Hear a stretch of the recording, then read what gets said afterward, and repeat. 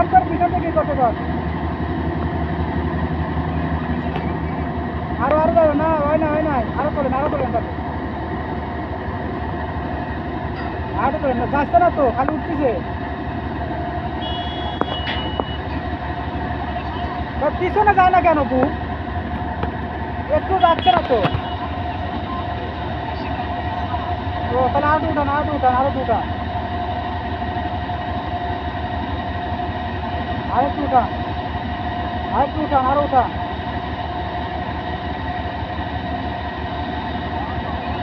আরে না 5 মিনিটই হয়েছে